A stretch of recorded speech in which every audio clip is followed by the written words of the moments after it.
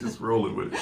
Greetings, it's Nwasha. And Montsho Edu, Akoma House Initiative, culturally based counseling. Black Love School. Yes. And authors and creators of Akoma Day, the cultural alternative to Valentine's Day and sacred science of SoulMating strategy, right? So today we're coming to you to talk a little bit about Akoma Day and about the Akoma Day book. The first part of the Akoma Day book is all about the status of Black relationships right now, primarily in the United States because that's where we are, but also some of these things, some of the themes and the challenges of our relationships permeate throughout the diaspora. So the first part of the book talks about marriage, talks about the rate of getting together, talks about what young people think of relationships. And the second part of the book really juxtaposes Valentine's Day next to Akoma Day and explains a brief little history on Valentine's Day. We didn't want to spend too much time talking about it, but we wanted to make a contrast and comparison about it so that you can see why it's in your best interest mentally, spiritually, and psychologically to celebrate yourself above celebrating your oppressor. So the second part of the book explains the who, where, what, when, why, and how of Akoma Day, how you do it, why we created it, you know, all of the symbols and colors and whatnot. And the third part of the Akoma Day book is what we're going to talk a little bit more about. So that's our favorite part, right? The third part outlines the unifying principles in soulmate strategy. So we talk about unified purpose, unified work, unified transformation, unified fruit, unified mind, unified body, and unified soul. So this part of the book has exercises, or 28 exercises. Yeah, a little over 28, because some of them aren't counted in the beginning. A little over 28 exercises that help you unify in all of those areas. So we really love this because this makes the book a living book that you can just revisit year after year, anniversary after anniversary, Akoma Day after Akoma Day. And you can also share the exercises with different people. So if you're sharing it with your intimate partner, there's one way that you're going to do it. If you're doing the exercises on your own to align with your own self and unify, there's one way that you're going to be able to approach it. And then if you're expanding it for the community or for your entire family, for children, there's another way that you would apply it. So we're going to talk about our favorite exercises, or all of them are our favorites. Yeah. We wrote the book, but we're going to talk about 3 each. So the first one I'm going to talk about is your story. So I love this exercise. Let's see. It is, I think it's in the beginning. The first exercise? Yeah. So this exercise is really just talking about your love story. So it goes from, you really being able to journal, to reflect on how you came into the world. So starting with your parents.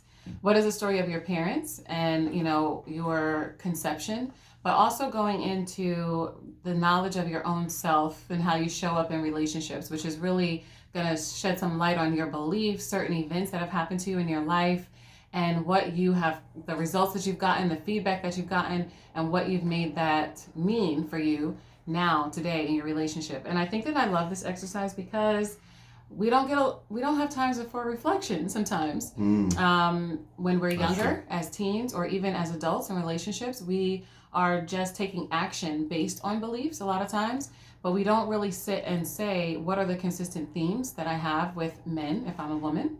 What are my consistent themes with women if I'm a man? And I think that looking at your life as a story, especially a story of love, you'll be able to pick out themes the way you do in other pieces of work, right? In literature and other kinds of things that we read, like history. I think your story is very important in love. A second one that I love, a second exercise that I love, is the word purge. So that's in the Unified Transformation section. And this exercise really talks about words that we should not be using anymore, that are detrimental to getting the actions or getting the results we want in relationships. So, like one. My favorite one that I love to purge is the word romantic. That's it. So I don't think that we should be saying romantic anymore, because although we may only speak English, French, Spanish, some of the romantic languages, really they are colonized languages. So for us to be able to understand that we have a what they call prehistory. We have a story beyond the language that we're speaking. It's really important for us to not hold the pinnacle of love as Rome and Roman and romantic. There are so many different things that we could say, even if we made something up that really is going to be true to our intention when we're saying that. But I think it's a default to say, I want someone who's romantic, and we really don't understand the Roman culture around love. I also think it's disrespectful to our own ancestors who have created monuments, poems, the sacred science of soulmating, in actuality, in fact, the sacred science of soulmating, but also all the stories of soulmating and divine partnership existed before there was a Rome. In hundreds of languages where they say love, in indigenous Black languages where they have phrases, Akoma womu, my heart is into you, Akoma intuaso, all of these different things that you could say that reflect your culture as the pinnacle of your expression of love. Especially considering most Black people have never even been to Rome, and don't even have the Black people in America, I'm saying, don't even have a physiological connection with Rome. It's just an idea. So why would you be saying that and it doesn't express what you're actually intending to convey? It's just whack. And let's see, my last one, my third exercise that I really want to highlight today is the time inventory exercise. So this exercise is really about syncing time, and that's important for yourself, for your partnership, or for your family. So we use the acronym SOUL a lot here at Akoma House Initiative, which stands for self, others, understanding, and love. Love legacy, love systems. But I think that the time inventory exercise is very important because we all want to get things done, and we want to get things done in love too. So it's really important to take a look at your personal schedule and say, when do I rise? How can I sync the things I want to do in love with my daily schedule? But it's also important, as soon as you include the other, to sync with them, because a lot of times we can take it for granted that we have opportunities to be with people that we love, and we don't necessarily know what the future holds. So really being able to say, I want to eat together at a certain time. What's the best time for that? I want to greet my, beloveds at a certain time. What's the best time for that? I want to go to sleep at the same time. What's the best time for that? I think it's really important as we seal our commitment that we don't take each other for granted. So just because we have some familiarity or proximity, we don't want to say that we're just on our own schedules as we are like ships crossing and just being, maybe accidentally coming together, because I think that it weakens a relationship when we don't aim to unify. So that's one that seems so simple. It's just like, when do you leave the house? When are you working? When are you coming back? When do you want to eat? When do you want to shower? When do you want your alone time? I think that those things are really important to take a look at. So it's another one of reflection. But the goal of the exercise is to really take note. If you are syncing with another person, take note of theirs, and then purposely look to sync a few things that are very important to you. If it's the physical activity, if it's the reading together, if it's watching a movie, but knowing that this is the time for this, and it's not just the little task. It's that we are syncing, unifying, coming together again. That's really important. I think that is vital for all relationships to be healthy, is to really understand and respect that sharing of the present moment. It might seem like a menial task to cook together or to watch a movie, but when you really are saying, I know I'm going into this because I love this person and I just want to spend time with them, and we're both honoring that and being present in that, I think it can be very powerful. Yeah, and we use that acronym, taking inventory of morning and evening, for time to really represent that. And the more I utilize that, the more I see growth for myself, So the exercises in the book are perpetual because you can come back to them over and over again. So I'm going to talk briefly about my favorite 3 exercises. And I would say, without question, I think it's number 4. Yes, your relationship as work. Exercise number 4 And this current version is on page 86. And it really is talking about paralleling the union of a relationship, a marriage, from the courting phase to that of becoming a partner in a firm. And so it shows the parallel of the interviews being like the first date, the probationary hire being like the going steady, after 90 days, a full-on commitment, and you get benefits being like sexual activity and being able to claim each other as committed relationship, and then getting special projects being like getting deeper into the family dynamics of each partner and taking on challenges and tasks together where your problems become my problems and my problems become your problems, and we share our resources together to solve those problems. And then finally you get precious stock in the company and become a partner. Those are beautiful, just the way you have children and etc.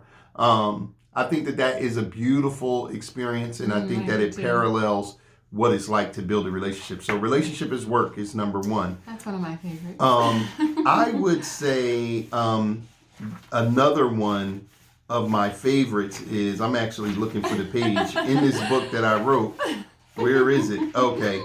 On page 105, exercise 17 is the sensory orientation list. And what that basically deals with is the 7 senses of love. From an African paradigm, it's 7 senses, not 5, and how you align those. Very important work, and I think that a lot of people refer to this often.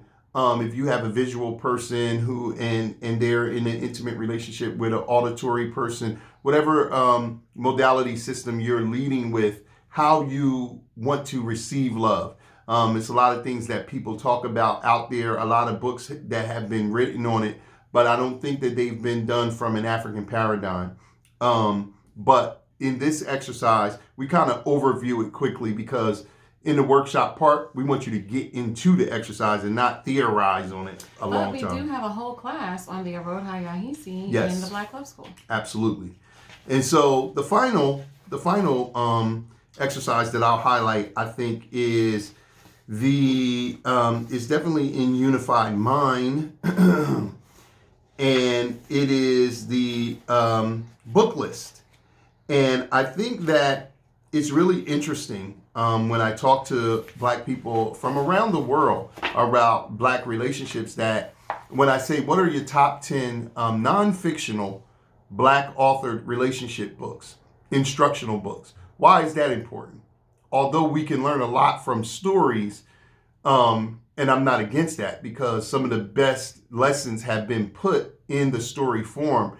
We're really in a state around the world where we need triage type of instruction. The inspiration that comes from story is good, but we need instruction that will guide us directly to the point we're trying to get to, which is unified families. And so I ask people, what is your Black relationship book list?